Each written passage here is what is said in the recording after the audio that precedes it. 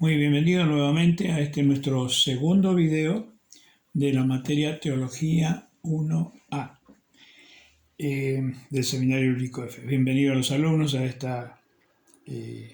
este nuevo video de esta aula virtual en que estamos conociendo a Dios. Dijimos que teología es conocer acerca de Dios para vivir conforme, y se puede hacer una frase interesante: conocer acerca de Dios para vivir más cerca de Dios.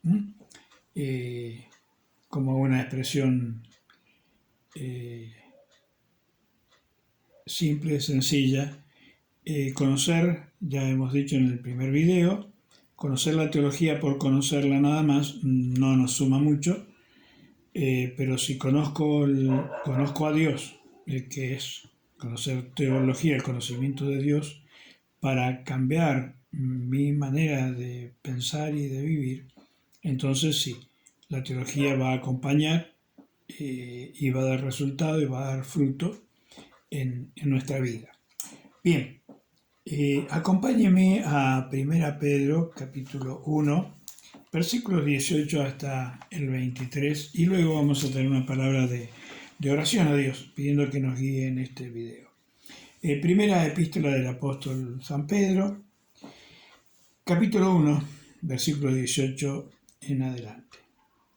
Dice: sabiendo que fuisteis rescatados de vuestra vana manera de vivir, la cual recibisteis de vuestros padres, no con cosas corruptibles como oro o plata, sino con la sangre preciosa de Cristo, como de un cordero sin mancha y sin contaminación, ya destinado desde antes de la fundación del mundo, pero manifestado en los posteriores tiempos por amor de vosotros, y mediante el cual creéis en Dios, quien le resucitó de los muertos y le ha dado gloria, para que vuestra fe y esperanza sean en Dios, habiendo purificado vuestras almas por la obediencia a la verdad,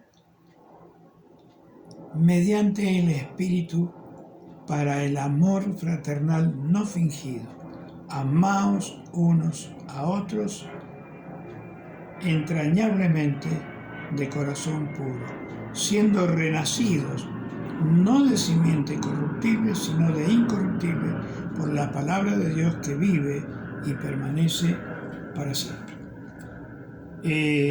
Bien, mucha tela para cortar en estos versículos, pero realmente profundo. La obra de Cristo a favor nuestro es la que nos permite hoy tener la oportunidad, todo ser humano, de ser salvo. Todo ser humano tiene derecho a recibir la oportunidad. De ahí a que la aproveche o no es ya cuestión personal de cada uno del que recibe el mensaje. Pero hay otra situación: si yo conozco la teología, si yo sé qué decirle a una persona que no conoce a Cristo, debo hacerlo, porque si no, no va a llegar nunca la noticia de que este precio ya fue pagado. Nunca va a llegar la noticia de que el Cordero, sin mancha, sin contaminación, ya fue ofrecido en la cruz del Calvario a favor de nuestra salvación. Oramos y agradecemos a Dios por este nuevo encuentro. Señor nuestro Dios, en el nombre de Jesús, pedimos, Señor, tu presencia en nuestras vidas. Señor, no solamente durante este video, sino que se incorpore en nuestra vida conceptos, principios y valores de tu palabra, para que en nuestra vida no detenga el crecimiento en el conocimiento tuyo, y para que pueda cumplirse en nosotros aquella palabra de que tenemos que andar como Él anduvo, porque creemos en Él, en nuestro Señor Jesucristo. Padre, guíanos en esta clase, dale frescura a los alumnos, Señor, y que tu gracia sobreabunde en nosotros y a través nuestro. Te lo pedimos en el nombre de Jesús. Amén. Amén. Muy bien, hermanos. Seguimos, Teología 1, y usted tiene Bueno, seguramente usted ya tiene impreso el PDF que el seminario le envió en la página 2 de su libro. Ahí tenemos las varias doctrinas relacionadas con la salvación. Vamos a hacer una observación aquí en este punto. La gracia y la vocación, si usted tiene en su mano el libro, gracia y vocación. Gracia y vocación, en un sentido especial, es la obra de Dios que hace a favor nuestro antes de nuestra conversión. La única obra que hace el Espíritu Santo en el no creyente es convencerlo de que es pecador. Una vez convencido, ya pasa a ser responsabilidad total de ese ser humano en cuanto a buscar su salvación, a su Salvador. No va a encontrar salvación si antes no encuentra a su Salvador. Entonces, los dos temas, las dos primeras doctrinas, que están íntimamente relacionadas y condición sine qua non, si una no se cumple, no hay salvación, es la gracia. Si Dios no nos ofreciera su gracia, su regalo sin respecto a mérito, no tendríamos oportunidad de ser salvos. Entonces, Él, en su gracia, en su corazón generoso, a través de la tercera persona de la triunidad de Dios, enviada por el Padre y enviada por el Hijo, trata con el ser humano y procura convencerlo de que es pecador, que no puede autosalvarse y que necesita un pecador, un salvador porque es pecador. Entonces, la gracia es esa oferta de Dios y la vocación es un llamado a volver y reconciliarse con su Creador. Y ahí Dios usa a su iglesia, Dios usa a su pueblo, a cada uno de sus hijos, y nos ha dado a cada uno de los que recibimos a Cristo como Señor el ministerio de la reconciliación. Es como que Dios estuviera clamando angustiosamente, tal vez hasta gritando, por favor, reconcíliense con Dios. Somos los portavoces de Dios en ese sentido. Entonces, la iglesia como cuerpo de Cristo tiene que ser la voz de Dios para avisarle a la gente que su gracia está disponible y que le están llamando para que se encuentre con su Creador y sea salvo. Bien, pero luego vienen las otras doctrinas, ahí estamos hablando de gracia y vocación, pero luego viene, por ejemplo, la doctrina del arrepentimiento, la fe y la conversión, y ahí son decisiones humanas. Si bien el Espíritu Santo trabaja, el Espíritu Santo anuncia, el Espíritu Santo convence, pero la decisión final la tiene el ser humano. Es decir, siempre el ser humano tiene la opción de decir sí o decir no, aunque Dios le recomienda que elija el sí. Dios sabe que el ser humano tiene inclinación a elegir mal siempre. Entonces le aconseja. Y en el libro de Deuteronomio, con la inspiración del Espíritu Santo y la pluma de Moisés, ¿no? Aquí yo pongo delante de vosotros la vida y el bien, la muerte y el mal, escoged pues. Pero sabiendo que generalmente elegimos mal, el Señor a través de Moisés nos dice, elijan el bien para que viva. Es una recomendación insistente, sin que llegue a vulnerar nuestro libre albedrío. La decisión del ser humano, hombre, mujer, joven, niño, adulto, anciano, adulto mayor, nunca el Espíritu Santo va a forzar la voluntad propia, pero sí el Espíritu Santo va a intervenir para que nosotros lleguemos a ser voluntarios para aceptar ese llamado, esa vocación de Dios para nuestra salvación. Entonces, repasamos. Gracia y vocación son una obra de Dios en la persona, en el ser humano que no conoce a Cristo, pero de ahí en más la responsabilidad recae sobre la persona. Arrepentirse de sus pecados, tener fe en Dios y convertirse, es decir, pegar un giro de 180 grados en su vida y va hacia el pecado, hacia la perdición, va siendo manejado, manipulado, llevado, pero cuando el Espíritu Santo de Dios está trabajando, ahí tenemos el poder, la sabiduría, el poder, la intencionalidad también de girar 180 grados y alejarnos de la vida de pecado para acercarnos a Dios y su voluntad. Como resultado de esa conversión tenemos luego una unión con Cristo sobre esa unión con Cristo somos declarados justos, es la doctrina de la justificación. Primero es un dictamen, una sentencia judicial. Somos declarados justos, porque se nos imputa a nosotros el precio que Cristo pagó en la cruz del Calvario, y nuestros pecados y el castigo que merecíamos se le imputa a Cristo sobre la cruz. Entonces es un cambio, es una doble imputación. Dios nos imputa a nosotros la justicia de Dios porque antes le imputó nuestros pecados a Cristo.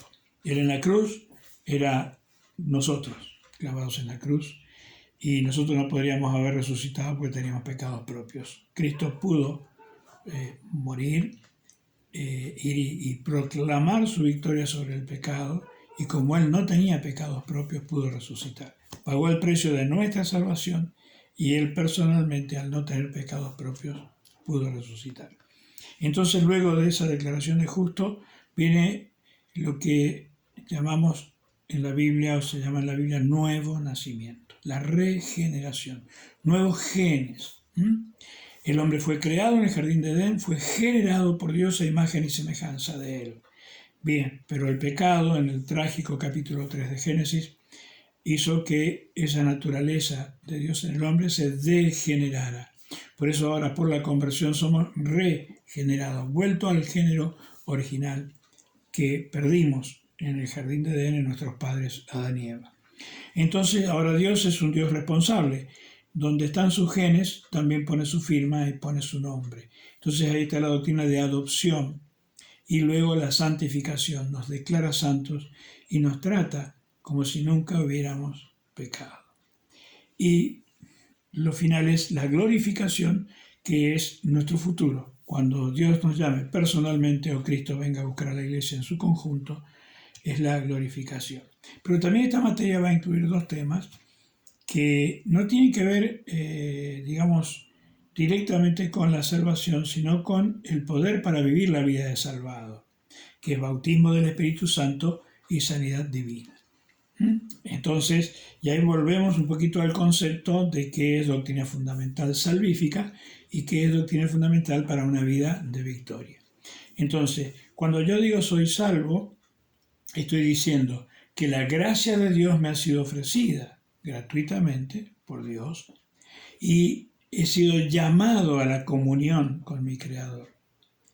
Eso me lleva a un arrepentimiento y poner la fe en esa gracia de Dios, convertirme a Dios, es decir, es una conversión de 180 grados, cambiar totalmente de dirección. Eso me lleva a tener una unión, una identidad y pertenencia con Cristo, unión con Cristo, y jurídicamente hablando somos declarados justos, porque al haber Cristo pagado por nuestros pecados, ya no hay deuda con la justicia de Dios. Entonces, luego viene la regeneración, la adopción como hijos de Dios y la santificación. Nos declara santos, y eso nos pone en función de procurar serlo y trabajar para serlo. Y la glorificación ya es cuando Cristo venga a buscarnos, como dije, personalmente o grupalmente. Pero bautismo del Espíritu Santo y sanidad divina son dos doctrinas que no nos hacen más salvos, menos salvos, sino que son promesas dadas a los salvados para que vivan una vida de victoria. Ahí hemos hecho una reseña de todo lo que va a ser el cursado de esta materia. Ahora, ¿qué es la salvación en sí misma? ¿Qué digo cuando digo soy salvo? Bueno, las 11 doctrinas que están, usted la puede ver ahí en su cartilla, en su libro. Esas 11 doctrinas es el resumen, como si el gran titular es salvación, pero la salvación tiene esos 11 elementos. Imagínese un cítrico, un pomelo, una naranja, una mandarina, que es una sola fruta, pero dentro tiene distintos cascos, ¿no?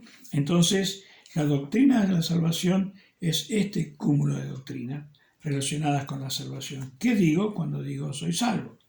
Entonces, ¿qué es la salvación? La palabra griega sotería, también como la encontramos sotero, sotería, salvación, salvado, sotero. Y el significado bíblico de la palabra. La palabra salvar, sotero, aparece en tres aspectos distintos, con tres acepciones distintas. Por ejemplo, en el Nuevo Testamento en tres sentidos. El primero, salvar de enfermedad física. Por ejemplo, Bartimeo, el caso de Bartimeo el ciego, Jesús le dice, bien, tu fe te ha hecho salvo, y se fue sano, es decir, salvo de una enfermedad física. Pero también salvar de cualquier peligro temporal. Por ejemplo, en un inminente naufragio, en Hechos capítulo 27, versículo 20, dice así la palabra de Dios, y no apareciendo ni sol ni estrellas por muchos días, y acosados por una tempestad no pequeña, ya habíamos perdido toda esperanza de salvarnos. Ya habíamos perdido toda esperanza de salvarnos. Ahí está la palabra salvación, pero en cuanto a una salvación física, de vida.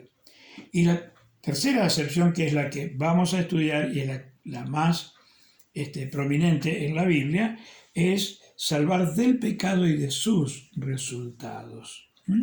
Y ahí, por ejemplo, podemos citar la carta de la epístola de los Romanos, capítulo 5, versículo 9. Romanos 5, 9 dice la palabra del Señor de esta manera: pues mucho más, estando ya justificados en su sangre, por él seremos salvos de la ira. Vuelvo a leerlo. Pues mucho más, estando ya justificados en su sangre, por él seremos salvos de la ira.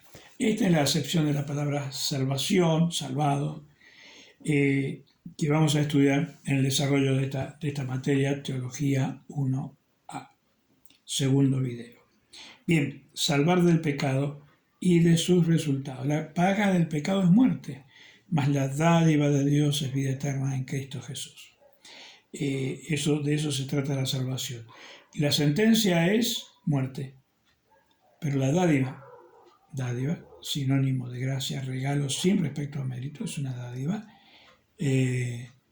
nos da la vida eterna. Pero importante el uso de las preposiciones allí, en Cristo Jesús. Fuera de Cristo no hay salvación posible. Entonces, eso es la palabra salvar. Salvar del pecado y de sus nefastos resultados. Es que es la muerte eterna, la separación definitiva y eterna de Dios. Bien, ahora, la naturaleza de la salvación. Algo hablamos de esto en el primer video, pero ¿qué es la salvación? ¿Qué digo cuando digo soy salvo? Bueno, acá hay una serie, usted tiene, bien, en esa página, tiene entre la página 2 y la página 3, usted tiene unas cuantas definiciones. En primer lugar, es la antítesis de la ira y el juicio de Dios. Es todo lo contrario de una condenación merecida. Segundo, significa la liberación del hombre del pecado y de todos sus malos resultados. Sus malas praxis, sus malas decisiones, sus malos pensamientos, que indudablemente no puede producir otra cosa que malos resultados. Pero también la salvación incluye toda bendición espiritual en Cristo. Todas las cosas que pertenecen a la vida y a la piedad nos han sido dadas por su divino poder y por su divino amor. La salvación incluye toda bendición espiritual. Usted tiene ahí una buena cantidad de textos bíblicos para ir memorizando e incorporando a su vida, ¿no es cierto? Cuarta definición o acepción de este concepto de la naturaleza de la salvación considerada con referencia a tres tiempos: pasado, presente y futuro. Y ahí usted tiene algunas citas muy lindas, muy interesantes, pero le invito a ir al libro de Romanos, capítulo 8, y vamos a tratar de ver estos tres aspectos que tienen que ver con el tiempo, pasado, presente y futuro, en la misma epístola de los Romanos, para aprovechar un poquito el tiempo allí. Romanos, capítulo 8, versículo 2, nos dice: porque la ley del Espíritu de vida en Cristo Jesús me ha librado de la ley del pecado y de la muerte. Me ha librado. Un hecho pasado. Sucedió ya. Entonces, respecto al pasado, la salvación tiene que ver con nuestro pasado. Nos salva de nuestro pasado. Nos salva de la culpa, de los malos recuerdos. No nos hace un lavado de cerebro y nos borra la memoria, pero sí nos quita el dolor por los pecados pasados, porque la gratitud por su perdón supera al dolor y a la culpa que veníamos trayendo. La segunda epístola a Timoteo también tiene una verdad muy grande. Segunda Timoteo, capítulo 1, versículo 9, leemos y dice de esta manera la palabra del Señor, hablando de Cristo, quien nos salvó y llamó con llamamiento santo, no conforme a nuestras obras, sino según el propósito suyo y la gracia que nos fue dada en Cristo Jesús antes de los tiempos de los siglos. Y el versículo 10, pero que ahora ha sido manifestada por la aparición de nuestro Salvador Jesucristo, el cual quitó la muerte y sacó a luz la vida y la inmortalidad por el Evangelio. Él lo hizo y eso que Él logró, ese precio que Él pagó, esa conquista de salvación que Él obtuvo para nosotros, nos es comunicada y aplicada a nuestra vida por medio del Evangelio de Cristo. El Evangelio significa buenas noticias, el buen mensaje, transliterando la palabra griega Evangelio. Entonces, es un hecho pasado. Cuando yo acepto a Cristo hoy, pero Dios me da por salvado como si yo nunca hubiera pecado, porque se me ha imputado, no olvides esa figura jurídica, se me ha imputado la justicia de Cristo, la inocencia de Cristo, porque mi pecado le fue imputado a Él y Él pagó el precio de la justicia de Dios en la cruz del Calvario. Pero también es un procedimiento presente. ¿Por qué? Romanos capítulo 6, volvemos a la epístola de los Romanos, habíamos visto recién el 8, pero vamos al capítulo 6, versículo 10 al 14, dice así la palabra de Dios. Versículo 10, porque en cuanto murió, al pecado murió una vez por todas. Perdón, acá quiero poner un acento especial en las preposiciones que están indicadas allí.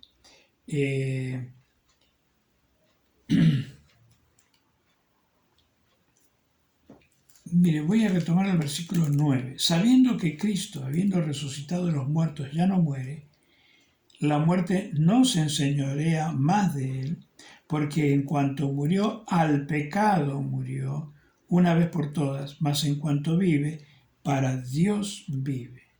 Así también vosotros consideraos muertos al pecado, pero vivos para Dios en Cristo Jesús, Señor nuestro. Ahí parece una condición. Él tiene que ser nuestro Señor, no solamente nuestro sanador, nuestro proveedor, sino tiene que ir increciendo nuestro vínculo, nuestra relación con Él. Tiene que ser nuestro Señor. Si Él es el Señor, nosotros somos sus siervos. Y desde allí Él nos eleva a amigos, nos eleva. No olvidemos que después de resucitado Cristo les manda un mensaje a sus discípulos, díganle a mis hermanos. El poder de la resurrección de Cristo le da el derecho también a convertirnos en sus hermanos menores. Mire qué hermano mayor tenemos, ¿no? Jesucristo. Y dice luego, no reine pues el pecado en vuestro cuerpo mortal, de modo que lo obedezcáis en sus concupiscencias. Concupiscencia, podemos dar una definición un tanto casera, es mi carne extrañando el pecado. Yo antes era pecador, pero como que en mi interior acaricio el recuerdo de aquello y no estoy aborreciendo aquel pecado. Concupiscencia es la capacidad innata que tenemos de volver a pecar.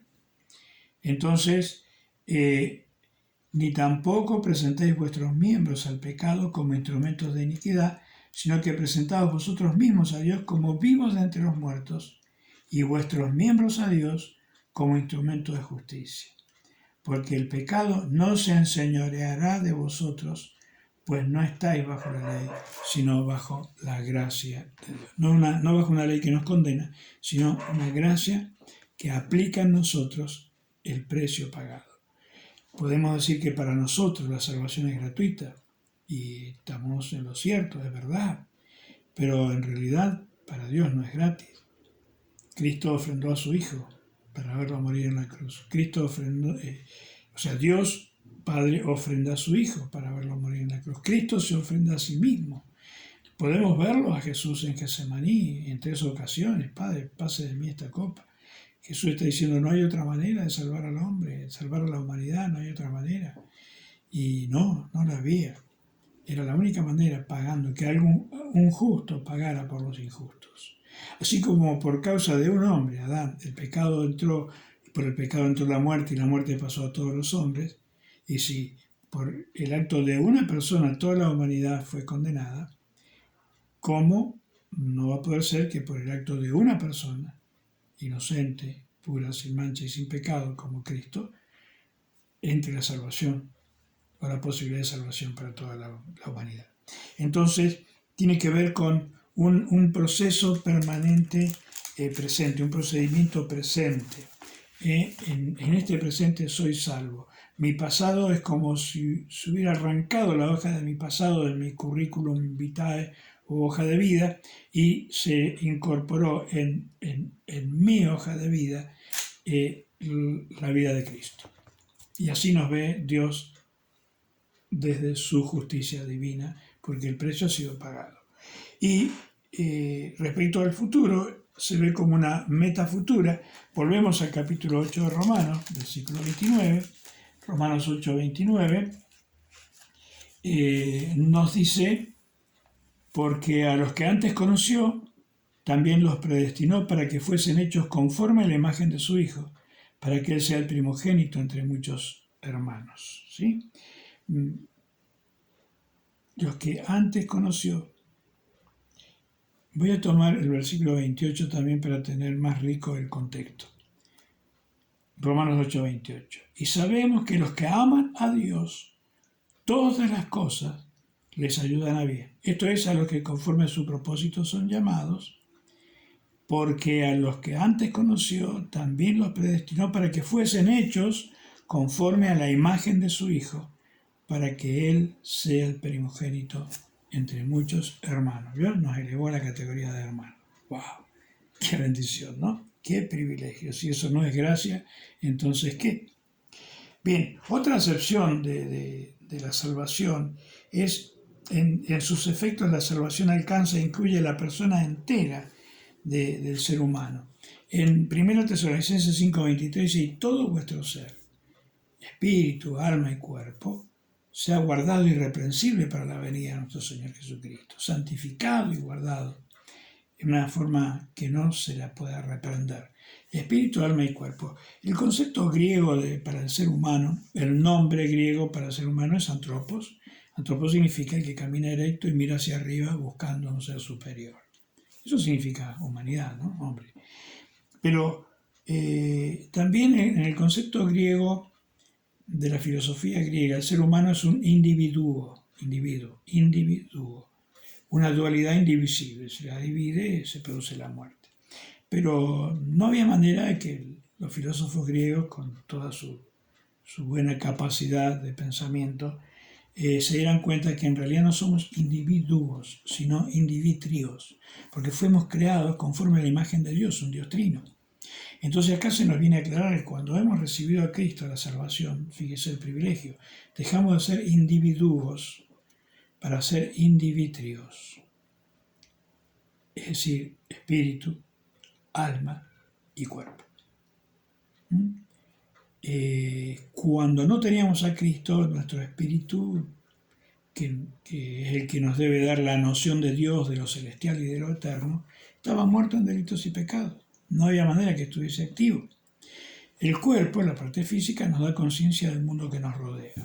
El alma nos da conciencia de nosotros mismos. Y el espíritu nos da conciencia de Dios. Cuando no tenemos a Cristo en el corazón, podemos tener una mentalidad, parte del alma, religiosa, podemos tener conocimientos religiosos, pero no el nuevo nacimiento, la regeneración, de lo que hablábamos antes. Entonces, a sus efectos la salvación alcanza e incluye la persona entera, completa del ser humano.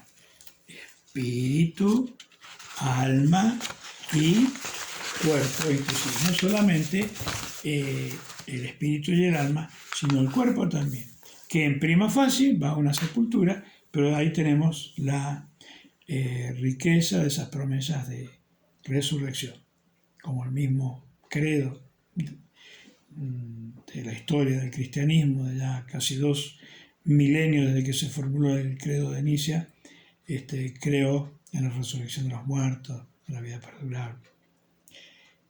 Una sexta acepción del concepto de salvación de la naturaleza. La salvación es, en su más amplio sentido, pasado, presente y futuro, en la mente de Dios, considerada como completamente determinada y una posesión presente para todos los que creen en Cristo. En la mente de Dios somos salvos, como si siempre lo hubiéramos sido y como si siempre lo seremos. La tarea es nuestra ahora, de andar en esa verdad que nosotros hemos conocido. Dios nos mira ya como producto terminado, pero en tanto y en cuanto volvemos a la vía ferroviaria, ambas vías sean paralelas y vayan en la misma dirección y sentido en que va Dios. Una séptima acepción, la salvación es considerada como absolutamente segura y eterna en cuanto al resultado final. De parte de Dios somos salvos. Jesús dijo: a los que me diste, Señor, los tengo en mi mano, y nadie los arrebatará de mi mano.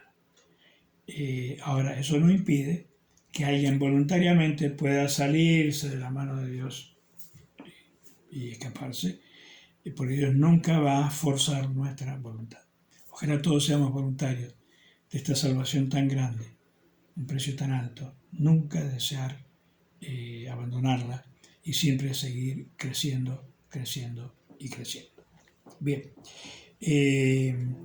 Y la salvación también es poseída y disfrutada por todos los creyentes imparcialmente, es decir, todo el que cree en Cristo, todo el que cree en Cristo. No hay diferencia, no hay categorías, no hay cristianos clase A, cristianos clase B, cristianos clase C, todos hijos de Dios. Lo que hay es un progreso en la experiencia cristiana, hay un progreso en darme cuenta qué significa ser salvo. Por eso la importancia de la teología. Bien, ¿quién es el autor de la salvación? Y viene del Padre. Y ahora sí le invito a que me acompañe a la carta del apóstol Pablo a Tito, capítulo 3, versículos 4 y 6. Carta a Tito, capítulo 3, versículos 4, 5 y 6. Dice así la palabra de Dios: pero cuando se manifestó la bondad de Dios nuestro Salvador y su amor para con los hombres, nos salvó, no por obras de justicia que nosotros hubiéramos hecho, sino por su misericordia, por el lavamiento de la regeneración y por la renovación del Espíritu, del Espíritu Santo, el cual derramó en nosotros abundantemente por Jesucristo nuestro Salvador. Entonces, están mencionadas las 3 personas de la Trinidad y podemos observarlo de esta manera. Por cuanto se manifestó la bondad de Dios, Dios el Padre. Entonces, la salvación es una obra y está presentada como obra del Trino Dios, de la Trinidad de Dios. El Padre actúa, pero luego dice el versículo 6, nos dice: el cual derramó en nosotros abundantemente por Jesucristo nuestro Salvador. Y también es una obra del Espíritu Santo, que nos dice en el versículo 5, nos salvó no por obras de justicia que nosotros hubiéramos hecho previamente, sino que por su misericordia, por el lavamiento de la regeneración y por la renovación en el Espíritu Santo. Bueno, maravilloso, maravilloso. Entonces el Trino Dios como autor de la salvación, aunque lo vemos a Cristo, porque es el que murió en la cruz, como el principal protagonista, el que tuvo que sufrir la muerte, el que tuvo que ser encarnado en un cuerpo humano. Entonces, aparte de Jesucristo no hay salvación. Jesucristo es el que se hace hombre, el que se acerca a la humanidad, el que vive con la humanidad y el que como hombre paga el precio que a la justicia de Dios le debía el primer hombre creado, Adán. A grandes rasgos, ahí tenemos la esencia de la salvación. En el próximo video comenzaremos con por la gracia de Dios a ver las doctrinas que tienen que ver con nuestra salvación. Un fuerte abrazo fraterno y nos vemos en el próximo video. Dios les bendiga y les guarde.